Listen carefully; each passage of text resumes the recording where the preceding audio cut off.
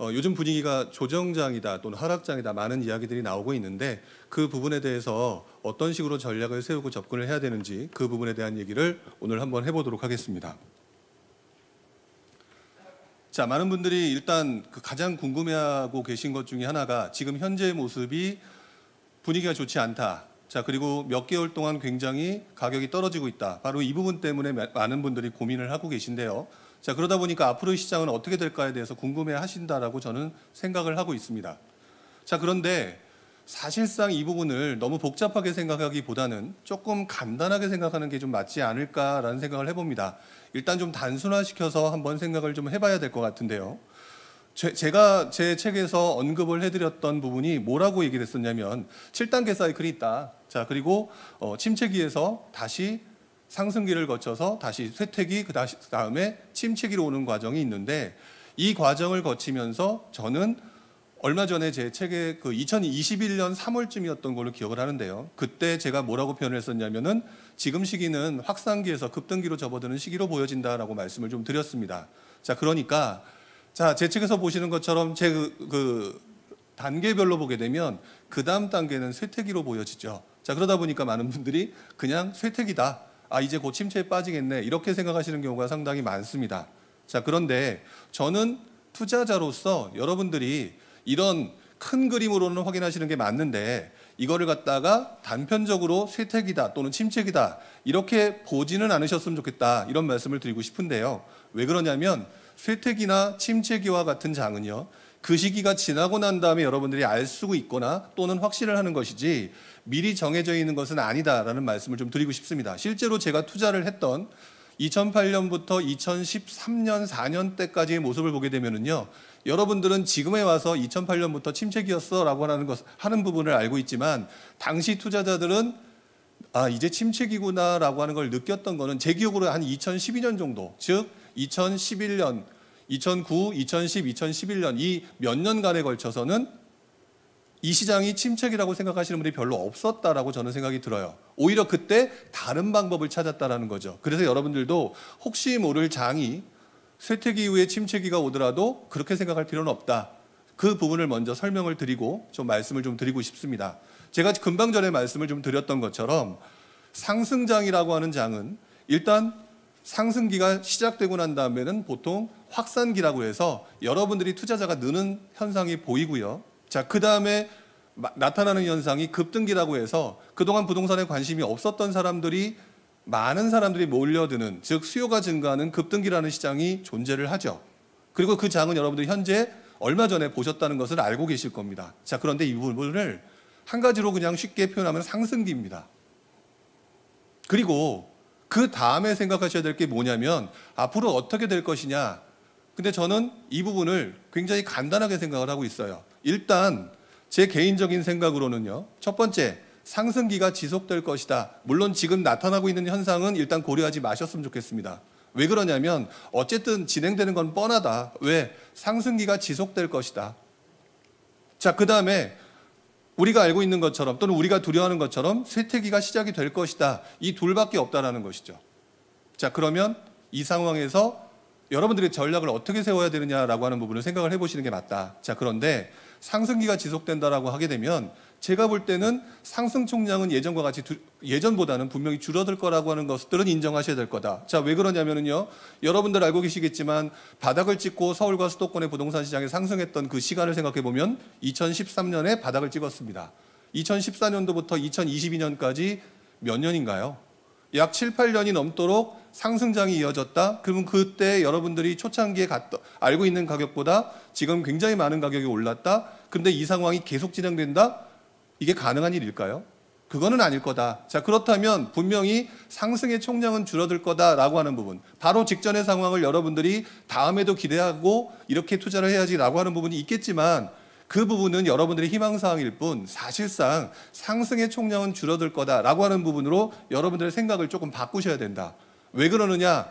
어쨌든 지금 시장은 변곡점이라고 보여지기 때문에 여러분들이 기존에 가지고 있던 생각을 좀 바꾸시는 게 맞다라고 생각을 한다는 것이죠.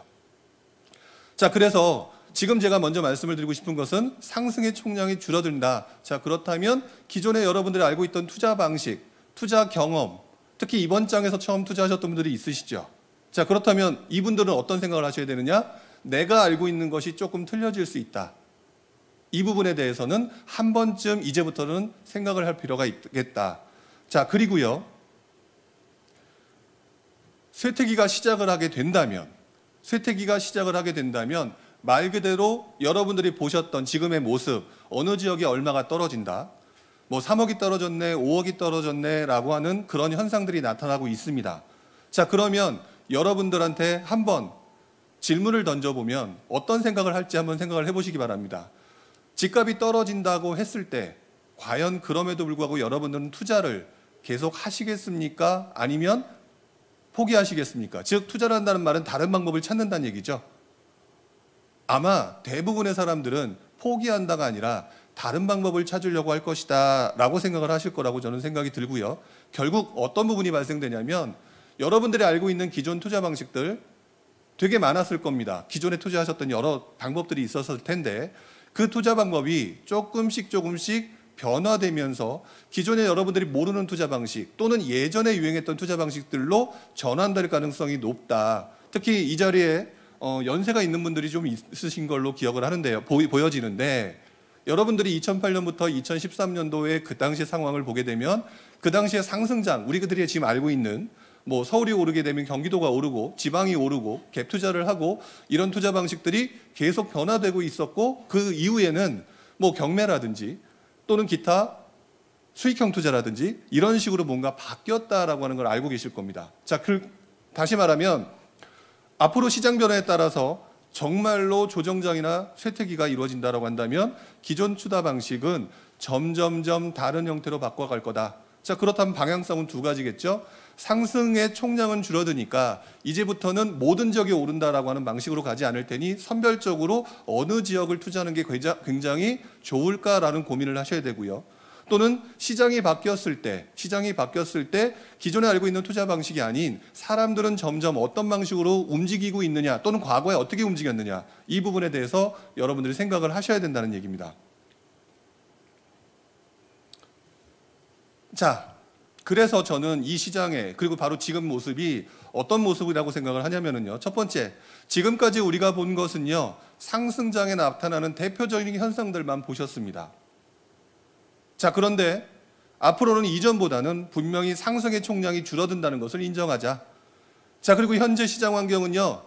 이전과는 다른 새로운 시장의 변곡점일 수도 있다라는 것들을 이제는 조금 기억을 하셨으면 좋겠습니다. 자, 그리고 사람들은 점점 기존 투자 대상에서 점점 다른 투자 대상으로 움직이게 될 것이다. 그리고 투자자들은 항상 이 상황을 이용해 왔다. 그리고 앞으로 우리도 그렇게 될 것이다 라고 하는 부분을 기억해 주셨으면 좋겠습니다. 많은 분들이 저한테 이렇게 질문을 합니다. 상승일까요? 하락일까요? 그럴 때 저는 항상 반대로 대답을 하죠. 상승이냐 하락이냐가 무슨 필요가 있습니까? 상승장의 투자 방법과 하락장의 투자 방법이 다를 뿐인데 여러분들이 지금 두려워하는 것은 하락장이라든지 조정장이라든지 침체장이라든지 하는 모습들의 투자 방법을 잘 모르기 때문에 나타나는 두려움 아니겠느냐. 그래서 저는 시기마다 오르는 부동산은 분명히 존재한다라고 생각을 하거든요. 자, 그래서 여러분들이 알고 있는 상승장의 상황에서 여러분들이 어떤 식으로 투자 방법을 바꿨는지를 한번 복기를 하는 시간을 잠깐 갖도록 하려고 합니다. 왜 그러냐면 이렇게 인과관계가 명확하게 넘어간다고 하면 침체장이나 조정장이 왔을 때도 분명히 비슷하게 넘어갈 거라고 저는 보여지거든요. 자, 지금 보여드리는 기사는요. 한경기사죠. 2012년도의 기사입니다. 기사에 뭐가 나오냐면요. 전세 수요가 꿈틀한다라는 얘기가 나오고 있습니다. 무슨 말일까요? 2012년이면 침체장이죠. 여러분들 집 안 사죠. 저는 지금 자연스럽게 인과관계를 설명하고 있습니다. 집을 안 사죠? 그럼 어떻게 하겠어요? 전세로 가겠죠? 전세 가격이 오릅니다. 자, 그리고 전세 대란이 나타나기 시작을 하죠. 자, 그러면서 전세 시장이 들썩들썩 하는 상황이 오고 그때부터 시장이 미친 전세에 대한 얘기가 신문기사에 언급되기 시작합니다. 자, 그러니까 한번 돌이켜보면 여러분들이 그 당시에 무슨 투자를 했는지 기억나시나요? 인과관계로 설명을 드리면 침체기 아무도 집을 사지 않았다. 그리고 침체장이다 보니까 건설사도 주택 공급을 하지 않았죠. 당연히 줄어들게 되겠죠. 하지만 살아야 될 곳은 필요하니까 전세 가격이 오르고, 결국 당시 투자자들은 그 이전 장이면 이때는 침체장이었으니까 그 이전 장의 상승장의 모습에서 어떤 식으로 바뀌었냐? 여러분들이 알고 계시는 전세 갭 투자라고 하는 투자 방법으로 변형해서 움직였다라고 하는 것들을 다시 한번 복기를 하셔야 됩니다. 즉 여러분들이 알고 있는 투자 방법, 모르고 있는 투자 방법들 다시 한번 생각을 해보셔야 되는데, 그 당시에는 이렇게 복기되면서 확인해 보니까 시장 상황의 인과관계의 변화에 따라서 전세 갭 투자로 넘어가게 되었다. 그리고 여러분들의 선배 투자자 또는 여러분들의 일부는 분명히 그때 이 상황을 이용했다는 것이죠. 자, 그 다음에 한번 생각을 해볼까요? 2014년도에 9.1 부동산 대책 나오면서 당시 부동산 시장을 활성화시키는 모습을 보입니다. 자, 그런데 바로 그때가 아까 말씀드렸던 것처럼, 좀 전에 말씀드렸던 것처럼 전세 시장이 들썩거리죠. 이때가 2014년입니다. 자, 그리고요, 미친 전셋값이라는 얘기가 나오니까 여러분들이 도저히 참지 못하고 무슨 행동을 했느냐? 집 살래. 차라리 살래라는 행동으로 생각이 바뀌기 시작했습니다. 자, 그러면서 그때 정부는 무슨 대책을 내놨느냐? 청약통장의 가입자 수를 늘렸어요. 자, 그리고 1순위 조건을 완화했습니다.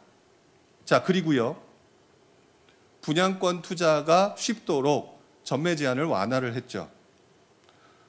자, 그러니까 어떤 현상이 나타나느냐? 여러분들은 시장이 바뀌었네, 새로운 시장 환경이 일어났네, 이런 상황에서는 어떤 투자를 한다? 지금 보여드렸던 것처럼 전세 가격이 너무 오르니까, 바로 직전과 다르게 전세 가격이 너무 오르니까 전세 가격을 정부 입장에서 안정시켜야 되죠.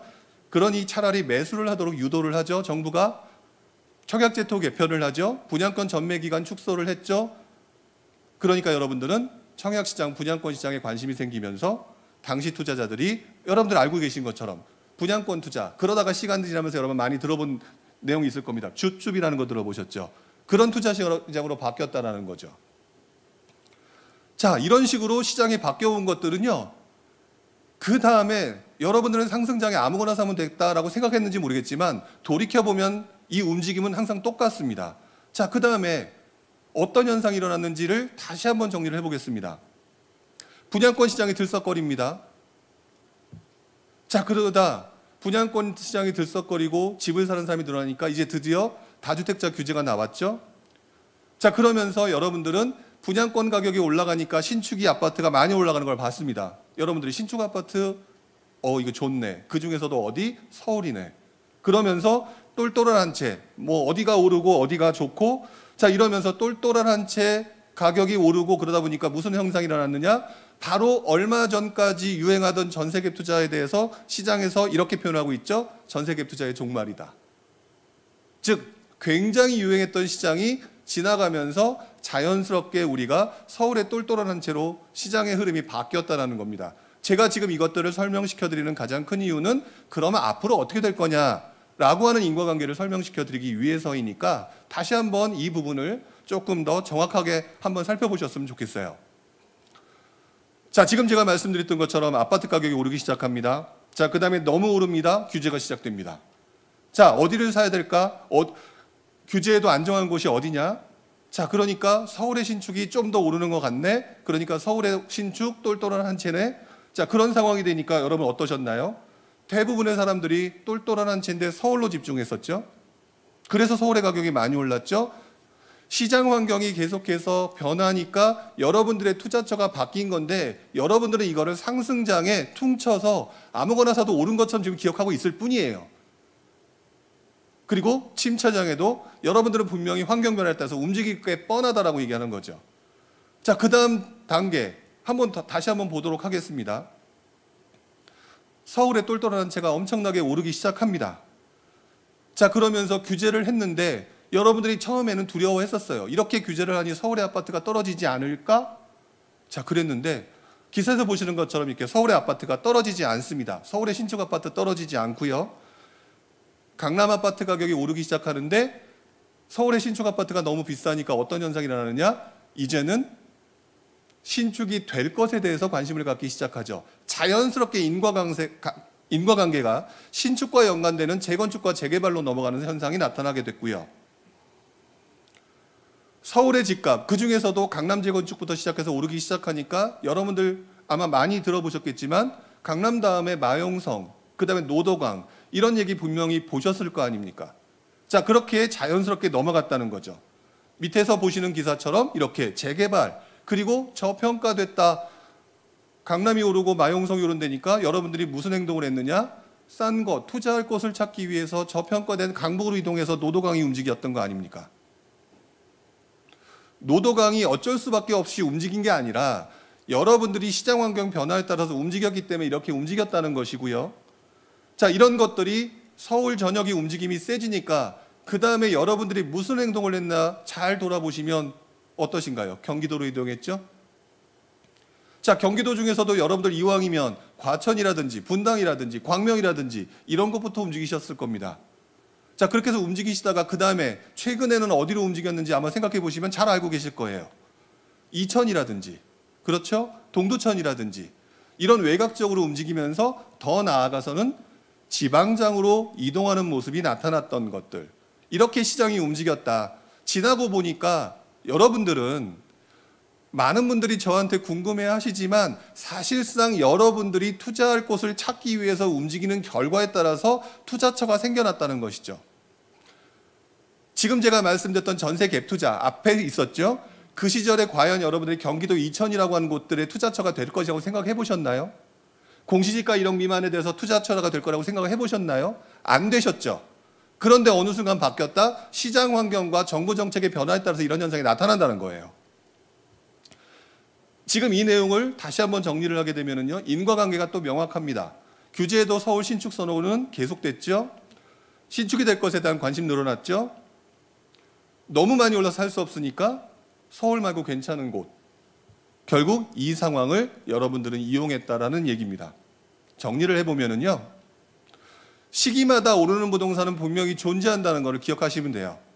그리고 시장 환경의 변화가 새로운 투자 대상을 만들었다. 그러면 여러분들이 지금 두려워하는 상승장일까요? 하락장일까요는 별 의미가 없다. 왜 그러냐면요, 조정장이 오거나 침체장이 오거나 하락장이 오게 되면 여러분들 중에 상당수 또는 여러분들의 경험 있는 분들도 있으실 테니까 그분들은 어떤 행동을 하는지를 잘 보셔야 되는데, 지난장의 모습을 보게 되면 이제 뒤에서 말씀을 드리겠지만 지난장에서 움직이는 모습들과 유사한 현상들이 나타나게 될 가능성이 높다. 오늘은 그 부분에 대해서 계속 순서대로 말씀을 좀 드리려고 합니다.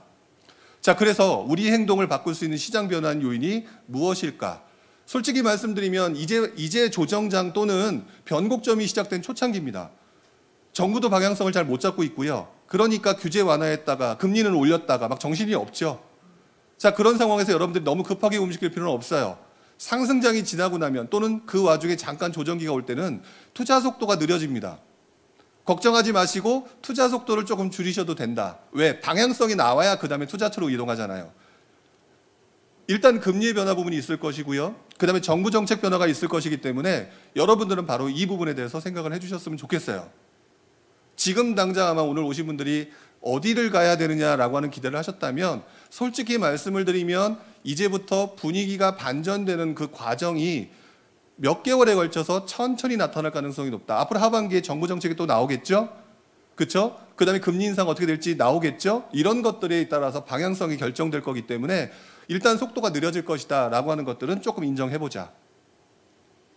자, 그리고 금리 인상 부분도 솔직히 한번 얘기를 좀 해보도록 하겠습니다.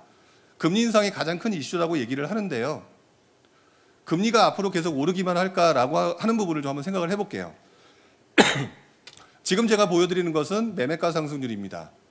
자, 그리고 지금 보여드리는 거는요, 바로 지난 몇 년간의 금리의 변화죠. 자, 2018년도부터 보여드렸는데요, 보시는 것처럼 단기간에 엄청나게 올랐죠. 자, 그러다 보니까 그 밑에 있는 매매가 상승률이 위축돼 버린 것은 당연한 현상인지도 모르겠습니다. 그랬더니 금리 인상이 부동산 가격을 떨어뜨린다라고 얘기를 하고 계시는데 너무 확정적으로 가지 마시라. 저는 이렇게 말씀을 드리고 싶어요. 그 부분에 대한 건 왜 저는 그렇게 생각하는지를 조금 이따 다시 한번 설명을 드려볼 건데요. 현재 상황을 보게 되면은요, 금리 인상이 상승세를 분명히 위축시킨 게 맞습니다. 그리고 금리 인상 당분간 계속 될 거예요. 그러면 금리 인상되면 안 좋은 거 아니냐? 그렇게 보시는 거는 너무 단기적인 시각이고, 조금 이제부터는 중기적으로 시작을 보셔야 된다. 투자는 조금 더 이제는 속도를 늦추고 중기적으로 봐야 되는 시장이니까. 한번 생각을 해보세요. 올 초 부동산 시장에서 전문가들이 부동산 시장에 가장 큰 영향을 주는 게 뭡니까? 라고 질문을 던졌을 때 올 초입니다. 여러분들이 그리고 전문가들이 뭐라고 얘기를 했냐면요, 대선 이후에 5월 달이죠. 대선 이후에 부동산 정책이라고 얘기를 했습니다. 근데 부동산 정책 나왔죠. 근데 지금은 뭐라고 얘기하고 있죠? 부동산 시장에 어느 것이 영향을 미치는가? 지금 얘기하는 거는요, 다 금리 인상만 얘기하고 있어요. 단 몇 개월 동안 이렇게 바뀌었는데, 이렇게 바뀐 금리 인상이 앞으로 어떻게 될지를 생각해야 되는 게 더 맞지 않을까요? 저는 지금 현재 금리 인상하는 것보다는 이후에 나타나게 될 현상에 대해서 조금 더 주목하는 게 맞다라고 봅니다. 이게 단기적으로는 금리 인상이 계속된다고 제가 표현했지만, 중기적으로 어떻게 되는지에 따라서 여러분들의 투자 전략이, 지금 제가 말씀드리는 거는 정말로 조정기에서 쇠퇴기로 접어들었을 때의 모습입니다. 자, 그 부분일 때는 금리 인상하게 되면 조금 분위기가 안 좋으면서 쇠퇴기가 올 수도 있겠죠. 자, 그런데 제가 좀 전에 보여드렸던 2018년도가 아닌 조금 더 오래된 내용의 흐름을 좀 한번 보도록 하겠습니다. 지금 보여드리는 거는요, 2006년도부터입니다. 즉 18년도부터 보는 거는 너무 단기적이고 좀 더 긴 모습이죠. 이렇게 매매가 상승률이 보여지고 있고요. 자, 그다음에 금리가 이렇게 보여지고 있습니다. 그리고 2006년도부터 생각해 보면 금리 인상된 시기가 눈에 보이실 거예요. 자, 지금 보이시게 되면 금리 인상했다가 떨어지는, 우리가 잘 알고 있는 금융위기 시절이죠. 자, 그다음에 금리 인상이 바로 직전에 굉장히 많이 오르다가 또 떨어지고 있죠. 자, 그다음에 저금리긴 하지만 금리가 인상되고 있다가 떨어지는 시기가 보여집니다. 이게 왜 이런 현상이 나타나느냐? 금리 인상이 무슨 확정적인 것처럼 자꾸 표현들을 하시는데, 저는 개인적으로 이렇게 지금 보시는 것처럼 금리를 인하하고 난 다음에 좀 이따 또 떨어뜨리는 모습도 보이죠. 잘 생각해 보시게 되면은요, 금리 인상을 하게 되면은요, 경기 침체라고 하는 현상이 부수적으로 따라올 수밖에 없어요. 지금은 물가 상승률이 높으니까 가장 먼저 금리 인상을 통해서 만들려고 하지만, 잘 생각해 보시게 되면은요, 금리 인상을 함으로써 물가 상승이 높아지고 하게 되면 여러분들 경기가 어떻게 될까요? 지금 현재 부동산 중개업소가 거래가 안 된다 이런 얘기 들어보셨죠? 거기가 안 되면 인테리어라든지 이삿짐 업체라든지 안 될 건 뻔하죠. 쉽게 말하면 그 모든 사람들의 움직임이 경제 성장과 연관이 되는데, 이 부분이 어떻게 될 거냐? 잘 생각해 보게 되면 금리 인상이 지금은 물가 상승이 너무 심하니까 이렇게 되는 거지만, 어느 정도를 지나게 되면 경기 침체라고 하는 부분을 걱정할 수밖에 없는 게 정부의 입장이고요. 한은도 당연히 그 부분을 고민할 수밖에 없다. 자, 그래서 지금도 며칠 전 신문기사인가요? 어제 신문기사에 나왔죠? 빅스텝 하지 않겠다라는 게 한국은행 나온 게 있으시죠? 그게 왜 그러느냐? 경기 침체가 그 다음에 나올 가능성이 높기 때문이에요. 경기 부양 목적 때문에 결국에는 그 이후에 금리를 낮춥니다. 그 이후에도 아무리 뭐뭐를 해도 안 되니까 또 한 번 낮추죠. 이 시기가 언제쯤이냐면, 여러분들 잘 알고 계신 2010년대 전후로 해서 유럽발 금융위기 있었죠. 이때 전후입니다. 시장이 안 좋으니까 이렇게 바꾼 거예요. 그리고 코로나 시절에도 금리를 올리려고 하다가 다시 분위기가 안 좋고 경기가 침체되니까 떨어뜨렸죠. 정부나 모든 나라의 정부들은요, 제가 볼 때는 지금 현재는 물가 인상이 먼저이지만 앞으로 나타나는 현상은 경기 침체 때문에 이 현상을 두려워하기 때문에 금리 인상을 금리 인하로 바꿀 가능성이 높다. 결국 지금 현재 급격한 금리 인상이 나타났죠. 자, 그 다음에 지금 현재 0.25가 또 올라갔습니다. 자, 그 다음에 그래서 당분간은 금리 인상이 될 거예요. 하지만 문제는 이제부터 여러분들 신문기사에 뭐가 나올 거냐면, 경기 침체 얘기가 나오기 시작할 거다. 경기 침체 얘기가 나오면서 아우성 치는 얘기들이 신문기사에 나오게 될 거다. 자, 그렇게 되면 여러분들이 아우성을 치는 그 상황을 정부가 외면할 수가 없겠죠. 그렇게 되면 다시 금리 인하 가능성이 중기적으로 나오게 될 거다. 이게 지금 보여드렸던 이 그래프에서 지난 2006년부터 지금까지니까 거의 약 한 20년 가까운 시절이죠. 15년 동안 보였던 기본 스탠스다. 그러면 지금 현재 금리 인상은 조금 있다가 분명히 바뀔 가능성이 있다라고 하는 부분까지는 여러분들이 알고 계신다면 그 다음 스텝을 잡기가 쉽겠죠. 자, 실제로 그래서 기사 내용을 한번 보여드리면요. 아마 여러분들은요, 그동안 금리 인상에 관련된 기사만 보면 가슴이 덜컥하셨을 겁니다. 그래서 다른 기사가 안 보이셨을 거예요. 근데 잘 보시게 되면, 여기 보게 되면 무슨 기사가 있느냐? 퍼펙트 스톰이 온다. 뭐 경기 침체란 얘기죠. 근데 뭐라고 돼 있느냐? 물가를 잡으려면 경기 둔화를 감수해야 된다. 지금이 그럴 시기다. 근데 너무 심해지면 어떻게 되느냐? 다시 금리 인하할 가능성이 높겠죠. 역시 경기 침체 얘기가 나오고 있죠. 경기 전망이 극도로 불확실하다고 되어 있죠. 경기 침체 위험돼 있죠. 그럼 경기 침체하면 부동산 떨어지는 거 아닙니까? 2008년 금융위기 때 대구나 부산 부동산 시장 올라갔던 거 보이시죠? 그런 것들이 있기 때문에 부동산 시장이 무조건 떨어진다가 아니라고 저는 생각을 해요. 경기 둔화라고 하는 부분, 경기 침체라고 하는 부분, 불황 위기, 다 이런 얘기들이 나오고 있지만 저는 지금 현재 나오는 현상을 보게 되면 다음 스텝은 이렇게 정해져 있다라고 보고 있어요. 현재는 물가 상승, 방어에 집중하고 있지만은요, 경기 침체가 이어지게 되면 결국 물가 상승을 막는 것을 먼저로 했다가 다시 금리 인하로 고려하게 될 가능성이 높다. 이 스텝으로 갈 것이고요. 그것들에 선제적으로 툭 하고 던진 게 며칠 전 한흥 촌재가 얘기한 얘기다. 즉 금리 인상이라고 하는 부분에 대한 너무 걱정할 게 아니라요. 설사 침체가 온다 하게 되면 더욱더 안 좋겠죠. 부동산 시장 침체가 된다면 더욱더 안 좋겠죠. 그러면 결국에는 경기 침체와 맞물리면서 금리 인하 쪽으로 갈 수밖에 없고요. 이 구간이 앞으로 예상되는 구간이고 중기간에 나타날 구간이니까 제가 좀 전에 뭐라고 얘기했냐면 속도가 늦어질 거다. 투자의 속도가 늦어질 거라고 얘기를 했습니다. 왜? 상승장은 여러분들 가기만 하면 부동산에서 뭐라고 얘기합니까? 왜 지금 왔냐? 라고 얘기하던 시절이었죠. 근데 지금 어떤가요? 너무너무 반기지 않나요? 자, 그런 시장으로 바뀌었죠. 자, 그런 상황에 아마 금리 인상되기 때문에 여러분 더 안 나오니까 안 가니까 이런 현상이 발생됐겠죠. 어쨌든 제가 보는 관점으로는요. 일단 지금은 단기적인 투자를 할 시기는 좀 아닌 것 같아요. 하지만 지금 말씀드렸던 거 금리 인상 일단 1차적으로는 올 하반기와 내년 초까지는 분명히 금리 인상이 계속 될 겁니다. 현재로서 물가 상승이 그만큼 뭐 미국은 40몇 년이고 우리나라는 20몇 년 중에서 가장 최고로 많이 올랐다가 물가 상승이잖아요. 지금. 그러니까 갈 거다. 근데 문제는 뭐가 있는 줄 아십니까? 자, 이제부터 투자자의 관점으로 보겠습니다. 투자자는요. 그리고 오래된 사람들은요. 들어보셨을 텐데 IMF 위기 때, 금융위기 때 빌딩 샀더니 엄청나게 올랐다. 이런 얘기 들어보셨죠? 지금 뭐냐? 금리 인상이 어느 정도 이어지는 시간에 영끌했던 사람들이 무너지는 상황과 이러면서 자산시장의 재편, 부동산 투자자의 재편이 일어날 가능성이 있다.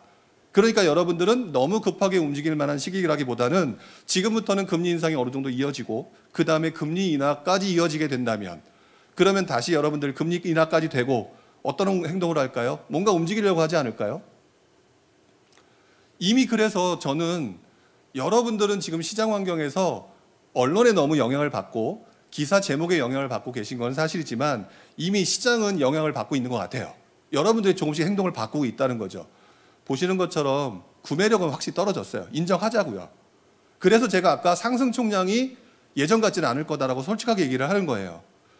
자, 지금 보게 되면은요, 이 상승 총량은요, 밑에 보이는 게 서울 아파트 구매력 지수고요, 위에 보이는 게 수도권입니다. 2014년 전후가 가장 높았죠. 상승장의 시작이죠. 자, 그래서 가격이 올랐습니다. 지금 되게 많이 떨어졌죠. 어디랑 비슷하냐? 2008, 9년도랑 상당히 비슷하죠. 어떻게 보면 그래서 상승 총량이 계속 예상이 너 오를 것이다 라고 생각하면 안 된다라는 거예요. 근데 재밌는 거는 아까 제가 서두부터 말씀을 드렸지만 구매력이 떨어져서 투자하는 게 아니라 투자 대상과 투자 규모를 바꾸게 돼 있어요. 자, 일단 1차적으로 보여지는 것 중에 하나가 뭐냐면은요. 여러분들 그동안 맨날 아파트만 투자를 했었었죠. 자, 그런데 보시는 것처럼 2020년, 2021년, 2022년에 투자 비중을 보게 되면 아파트 투자 비중은 줄어들고요. 빌라 투자 비중은 늘어나고 있습니다. 근데 여러분 알고 계실 거예요. 빌라 투자 비중이 왜 늘어나느냐? 일단 가격이 싸고, 그 다음에 신통기획, 모아기획, 계속해서 뭔가 환경이 바뀌고 있죠? 여러분 그렇게 움직이고 있잖아요. 자, 금방 보여드렸던 건 서울이고요. 지금 경기도입니다. 역시 경기도 집값이 싸니까, 아파트 가격이 싸니까 서울보단 덜하지만 빌라는 어떻게 하고 있다? 역시 구매 비중이 늘어나고 있다. 이 상황은 지금 현재 무엇을 의미하고 있는 거냐? 여러분들이 그동안 본인 스스로 모르고 있지만 시장 환경이 자연스럽게 바뀌면서 투자 규모와 투자 대상을 지금 바꾸고 있다는 거죠. 어느 날 정신을 차리고 보면 아마 확 바뀌어 있을 겁니다. 그래서 상승장 직전에, 상승장 당시에 투자한 방식으로 계속해서 지금 보면 안 된다, 변곡점이다라고 말씀을 좀 드리는 거고요. 결국 지금 현재도 조금씩 바뀌고 있는 상황이다. 여기에 이미 신문기사에서 많이 보셨죠? 월세 비중이 늘어나고 있다. 경기도 월세 비중이 늘어나고 있다. 급격하게 늘어나고 있는 부분을 확인하실 수가 있습니다. 자, 그러면 이제부터 무슨 생각을 해야 되느냐? 환경이 바뀌고 있잖아요. 예전에 집값이 상승할 때 월세 비중 얘기 신문지상에서 나왔던 적이 있었나요? 아마 그렇지 않았을 겁니다. 즉 여러분들 이 기사를 통해서 여러분들이 움직이게 될 건데, 월세 가격 상승은요, 결국 월세 수익이 증가하게 될 거고요.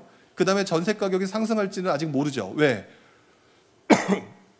지금 현재 전세 공급이 좀 더 많다라고 얘기를 하니까. 근데 월세가 점점 올라가게 되면 결국에는 또 따져서 전세로 넘어갈 수 있는 가능성이 있고, 여기에 적당한 투자 방법이 뭐냐, 이런 부분을 생각해야 될 것 같은데, 2008년, 2009년, 2010년도 상시 상황을 돌아보면은요, 실제로 여러분들이 그때 무슨 투자를 많이 했냐?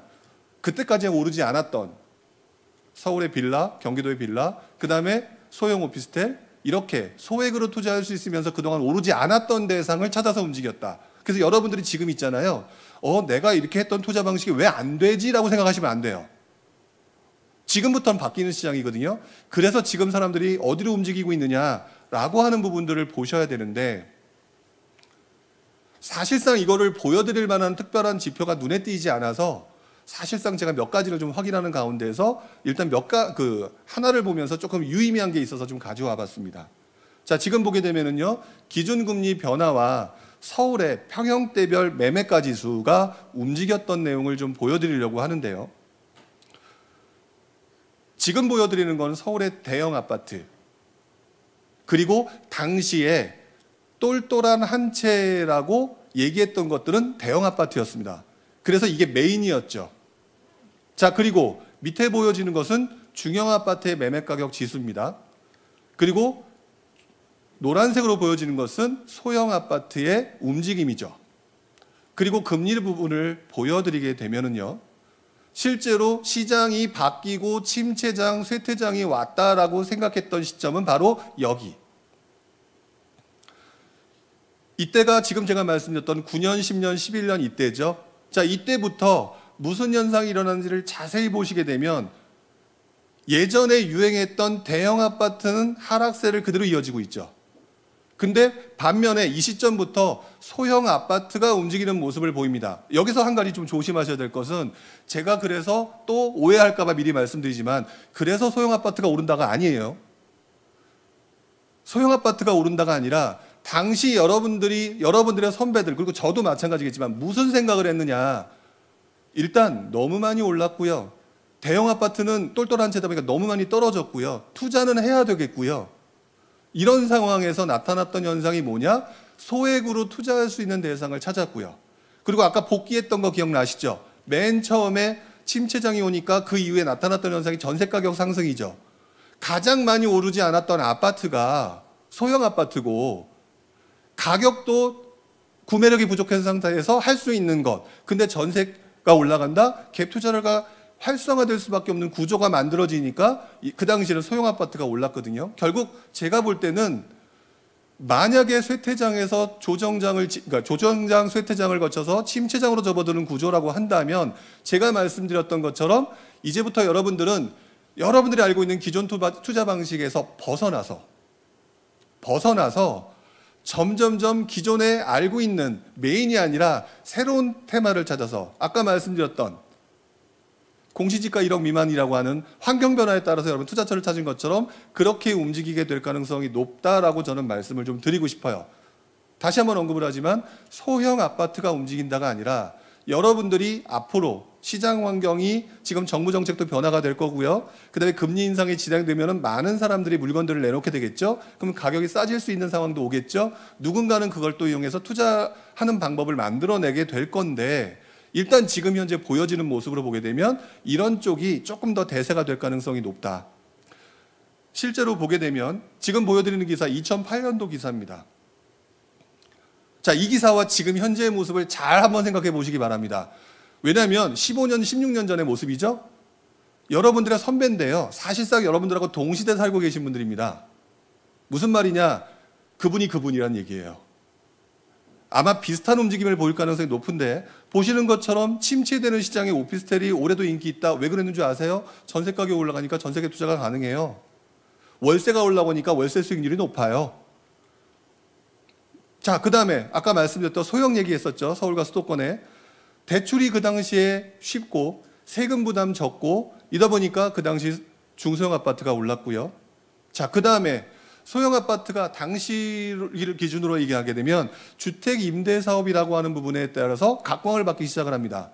근데 요즘 임대 사업과 관련된 얘기가 뭔가 계속 나오고 있죠. 그렇죠?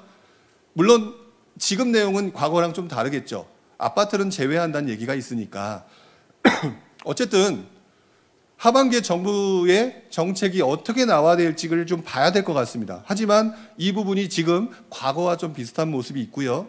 자, 이게 기사가 몇 년도 기사냐면 2009년도 기사입니다. 뭐라고 나오냐면요. 똘똘한 한 채에서 가벼운 여러 채로라는 내용의 신문 헤드라인이 보이시죠?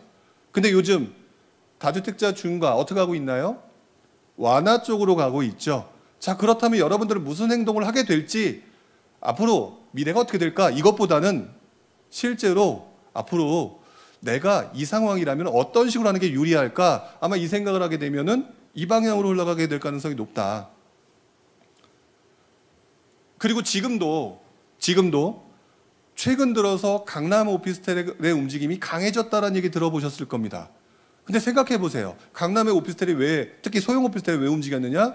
중대형 오피스텔, 흔히 말하는 아파트들이 움직였으니까 엄청나게 올랐죠. 소형이 움직이지 않았는데 월세 가격이 오른답니다. 월세를 잘 받을 수 있는 데가 어디냐? 강남이거든요. 그쪽에 있는 소형 오피스텔이 안 올랐는데 월세가 오르니까 수익률이 높아지네라고 하면서 강남으로 지금 들어가고 있잖아요. 그래서 강남 오피스텔이 올랐잖아요. 지금 현재의 상황이 그렇게 흘러가고 있다? 그러면 강남 오피스텔에서 또 주변으로 넘어갈 수 있는 상황도 만들어지겠죠. 과거 상황을 보게 되면요. 부족한 구매력은 지난번하고 똑같으니까. 그리고 여러분들이 지금 할 수 있는 적당한 가격대, 그리고 앞으로 정부 규제 완화가 나오면서 여러분들이 몇 개를 더 담을 수 있는 것들, 이런 부분들을 좀 생각을 해야 될 것 같고요. 그리고 제가 좀 전에 경제시장 상황이 어떻게 될 거다라고 하는 부분을 말씀을 드린 게 금리 인상으로 당분간 가겠지만 금리 인하로 다시 갈 수밖에 없다. 그리고 여러분들한테 미리 말씀드렸던 게 금리 인상을 하게 되면 여러분들이 전부 다 죽는 게 아니에요. 누가 죽느냐? 영끌한 사람이 죽게 되어 있어요. 우리들이 보통 이분들을 하우스풀라고 얘기하죠. 이분들이 물건을 내놓게 되면 매매 가격이 떨어지겠죠. 언론에서는 몇 억 떨어졌네라고 얘기를 하겠지만 그 가격이 여러분 지금 현재 시장 돌아다녀 보시면 알겠지만 그렇게 몇 개의 급매물 말고 여러분들이 물건 내놓고 계시던가요? 가격이 그만큼 떨어졌던가요? 아마 안 떨어졌을 겁니다. 그만큼 버틸 여력이 있다는 게 지금 현재의 모습인 것 같고요. 그리고 그러다 보니까 지난 몇 년간 알고 있었던 메인이었던 시세차익 투자 시장보다는 수익형 투자 시장으로 가는 사람들이 점점 늘어나게 된다라는 거. 물론 그렇다고 해서 또 딱딱 끊어서 그럼 시세차익형은 끝났다 이렇게 보시면 안 돼요. 오히려 지금 급격히 떨어진 물건들은 20-30%가 더 많이 떨어졌던 것들이 있죠. 이런 것들은 충분히 노릴만 하다라고 말씀을 드리고 싶어요. 다만 자기 상황에 맞는 1주택자나 무주택자분들이 그런 물건들을 고르셔야 되겠죠. 자, 그리고 예전하고 똑같은 모습, 양도세 중과에서 변화의 시대가 이렇게 흘러가고 있다. 그리고 똘똘한 채에서 가벼운 여러 채로 흘러가는 흐름이 지금 현재 나오고 있다. 그리고 침체에 따른 전세 가격 상승, 지난번에는 전세 가격 상승이죠. 근데 이번에는 조금 다른 모습이 보여지고 있습니다. 왜? 전세 가격 상승보다는 오히려 사람들이 던지면서 전세 물량이 늘어나거나 또는 반대로 월세라고 하는 부분이 나타나고 있죠. 근데 확실한 거는 지금이 그럴 뿐이지 여러분들이 집을 안 사기 시작하게 되면 보나마나 지금 그나마 들어가기 제일 유리한 건 월세니까 월세 하지만 여러분들이 집주인 입장에서 월세 가격이 올라가게 되면 올리겠죠. 올라가게 되면 사람들이 또 따지면서 전세로 넘어갈 수밖에 없는 구조예요. 그랬을 때 전세 가격 상승이 나타나겠죠. 이 부분을 이용하게 되면 여러분들이 어떻게 될 것이다. 지금과 비교해 보게 되면 거의 비슷한 모습이 여전히 이어지고 있다라고 말씀을 좀 드릴 수가 있을 것 같아요. 자, 이제 좀 정리를 좀 해보도록 하겠습니다. 자, 그래서 저는 개인적으로 큰 흐름으로는 이러한 흐름이 나타날 것 같다라고 생각을 하고 있어요. 첫 번째, 물가 상승을 방어하기 위해서 당연히 금리 인상 지속된다. 많은 분들이 물어보지만 금리 인상 언제까지 될까요? 죄송하지만 당분간 지속이 될 수밖에 없어요. 왜? 그들이 지켜야 될 거는 물가 상승을 방어해야 되니까. 그리고 외국 상황도 지켜봐야 되니까. 하지만 시간이 흘러가면 여러분들 꼭 기억하시기 바랍니다. 신문지상에서 계속 경기 침체 얘기가 나오게 될 것이다.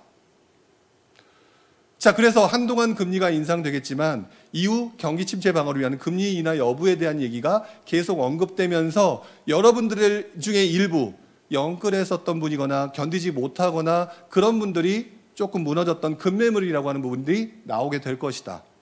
자, 그거에 따라서 지금 말씀드렸던 영끌했던 사람들의 매물이 증가하잖아요.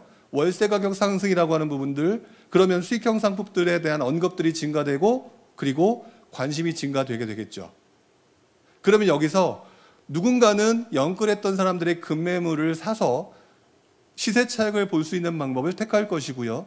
누군가는 수익형 투자로 넘어가서 그 투자 대상의 상품에 좀 더 집중하는 모습이 나타나게 되겠죠.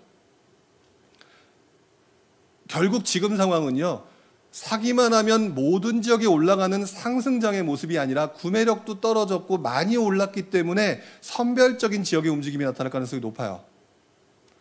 여러분들이 조금 더 공부를 좀 많이 하거나 많이 더 돌아다녀야 되는, 예전처럼 짜릿한 수익이 안 날지는 몰라도 여러분들이 발품과 손품을 좀 많이 팔아야 되는 시기가 왔어요. 어쨌든 지금 말씀드렸던 것처럼 월세 가격 상승과 급매물의 증가, 이 상황에 따른 투자 상품 지역 검토 증가가 일어나게 될 거고요. 저는 이게 자연스럽게 여러분들이 지난 7, 8년간 보셨던 기존 트렌드에서 조금씩 바뀌어가면서 새로운 투자처에 대한 얘기, 수익형 투자에 관련된 얘기가 나오게 될 거다. 다만 앞에 나온 사람들이 정확하게 이 시기입니다라고 말씀드리는 게 좋겠지만 사실상 이런 움직임이 시작된 지가 얼마 안 됐습니다. 자, 그러다 보니까 아직 명확한 시장의 방향성이 잡히지 않았던 게 솔직한 사실이고요. 그래서 제가 지금 이렇게 됩니다라고 말씀을 드린다 하더라도 솔직히 6개월 후에 또 바뀔 수 있는 상황이에요.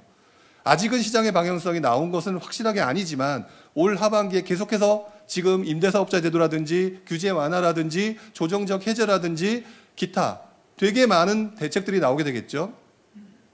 만약에 제가 말씀드린 대로 흘러가는 모습이 보여진다면 지금 보여드렸던 것처럼 이 방향으로 흘러갈 가능성이 높다. 자, 그래서 마지막으로 지금부터 여러분들이 눈여겨봐야 될 대상에 대해서 조금 더 말씀을 좀 드려야 될 것 같아요. 일단 모든 사람들의 상황이 같지 않기 때문에 조금 다를 겁니다. 하지만 분명한 거는 방향성은 제가 지금 말씀드렸던 것처럼 지금은요, 변곡점입니다.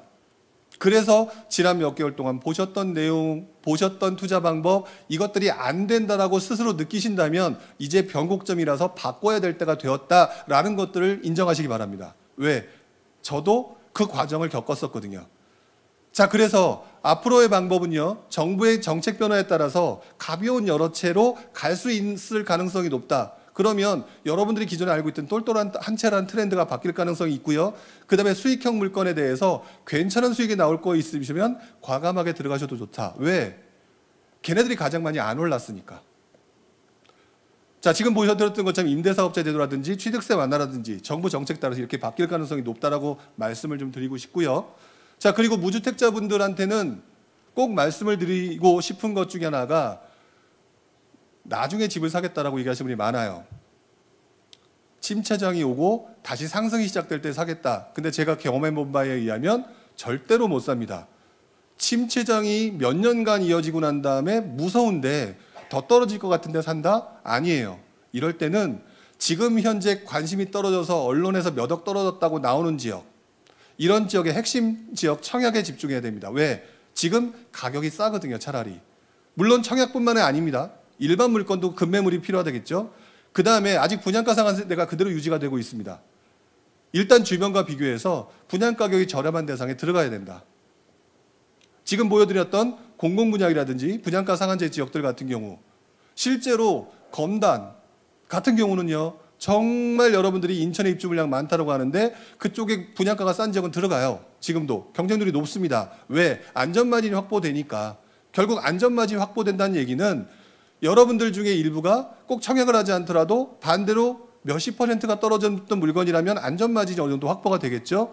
그런 물건들을 들어가시라. 무주택자분들 꼭 이렇게 하셨으면 좋겠고요. 1주택자분들도 마찬가지입니다. 금리 인상이 분명히 제가 계속 진행된다고 말씀드렸어요. 안타깝게도 아닙니다라고 말씀드리고 싶지만 당분간 계속 될 거예요. 자, 그러면 금리 인상에 따라서 지금 굉장히 멘탈이 붕괴되신 분들, 솔직히 말씀을 드리면 더 붕괴되겠죠. 지금 현재보다 더 떨어진 가격이 나올 수도 있습니다. 하지만 그 지역이 우리가 알고 있기로 입지가 좋은 곳이다? 그러면 이거 잡으셔도 됩니다.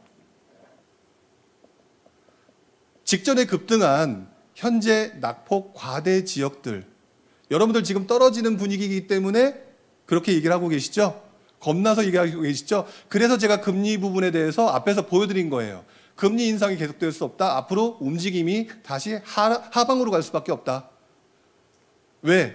금리 인상을 계속하게 되면 시장이 무너져 버리니까 어차피 하방으로 가는 게 다음번 방향이다. 그러니까 낙폭 과대를 미리 잡는 게 훨씬 더 낫다. 특히나 먼 미래의 수익을 끌고 온 것, GTX 호재. 정말 많이 올랐다가 정말 많이 떨어지고 있죠. 근데 결국에 언젠가는 될 곳이라고 보여야 되니까. 그 다음에 영끌 투자자들이 공포에 질려 있는 곳들, 그런 곳들 실제 가보시기 바랍니다. 가보시면 생각보다 그분들의 매물 외에는 안 나와 있는 걸 확인할 수 있을 거예요. 안 나와 있다면 진짜 20, 30% 떨어진 물건들은 잡으셔도 됩니다. 그리고 다주택자분들, 솔직히 말하면 아직 방향성이 안 잡혔습니다. 다주택자분들 같은 경우는 지금 정부의 임대사업자 제도가 어떻게 될지, 다주택자 중과 제도를 어떤 식으로 풀어나갈지 아직 안 잡혀 있긴 한데, 큰 방향은요, 시세차익형 투자 시장의 총량, 파이가 줄어들 수 있는 가능성이 높기 때문에 수익형 투자 부분에 대한 것들을 늘리시기 바랍니다. 그리고 여러분들한테 미리 말씀을 드리고 싶은 것 중에 하나가 2008년, 9년, 10년도에 나왔던 부동산 관련 책들 한번 찾아보세요. 트렌드가 무슨 트렌드가 유행을 했는지. 2009년, 2010년도의 트렌드를 찾아보는 것도 저는 도움이 될 거라고 생각하고요. 어쨌든 만약에 똘똘한 한 추에서 가벼운 여러 채로 가게 되면 분명히 여러분들 중에 상당수는 수익형의 규모를 키우는 움직임이 나타날 가능성이 높다. 그래서 지금 현재까지 덜 올랐거나 또는 더 많이 떨어진 곳 중에서 월세 상승이나 이런 것들을 통해서 수익률이 높아진 곳, 예를 들어서 소형 오피스텔들, 그 다음에 여러분들 중에서 규모가 있는 분들은 꼬마 빌딩 노리고 있죠. 근데 최근 들어서 꼬마 빌딩 얘기가 또 이렇게 나옵니다. 꼬마 빌딩 요즘에 좀 분위기 안 좋다. 왜 안 좋겠습니까? 기존엔 너무 많이 올랐으니까 수익성이 안 나오잖아요. 수익률이 안 나오니까 주춤주춤 하는 거잖아요.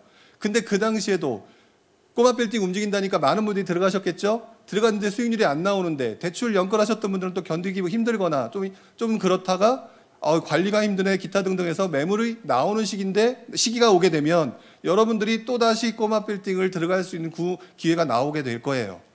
그래서 저는 수익형 관련된 물건, 그리고 마지막 재개발 관련 빌라를 말씀을 드리는데, 재개발 관련된 빌라는요, 사실상 지난 장하고 이번 장의 움직임이 굉장히 틀립니다. 조금은 틀린 것 같아요. 왜 그러냐면 지난 장에 제가 투자할 때는 재개발 투자가 대세장이 아니었어요.